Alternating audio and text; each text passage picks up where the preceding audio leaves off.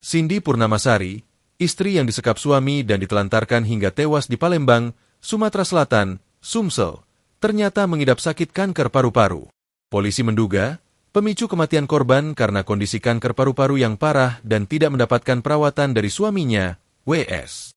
Kita telah mengonfirmasi dengan pihak rumah sakit dan dengan melihat kondisi fisik korban yang mengurus, dokter menyimpulkan korban telah mengalami menderita penyakit pneumonia atau kanker paru yang akhirnya menggerogoti tubuhnya dan mengganggu pernapasan, kata Kapolrestabes Palembang, Kombes Pol Haryo Sugiharto. Dilansir dari Tribun News, kondisi korban semakin memburuk sejak Desember 2024, namun tersangka tidak mengambil tindakan medis yang diperlukan.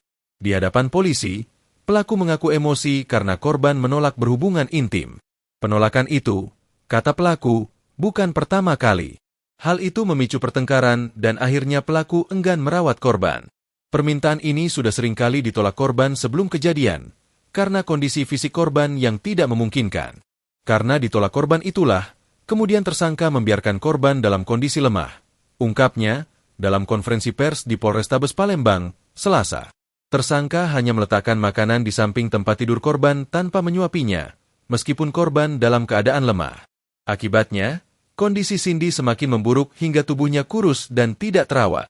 Pada 21 Januari 2025, kondisi korban semakin parah hingga mengalami sesak napas. Wahyu akhirnya meminta bantuan tetangga, yang kemudian menghubungi ketua RT. Atas bujukan warga, Wahyu membawa istrinya ke RS Hermina, di mana korban akhirnya meninggal dunia pada 23 Januari 2025. Dokter menyimpulkan bahwa korban mengalami pneumonia akibat kanker paru-paru yang dideritanya.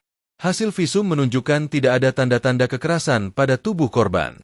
Sementara itu, pelaku mengaku menyesal usai ditangkap aparat kepolisian dan mengakui perbuatannya itu. "Saya menyesal, Pak. Saya juga meminta maaf kepada keluarga istri saya atas kesalahan yang saya lakukan," katanya di hadapan polisi.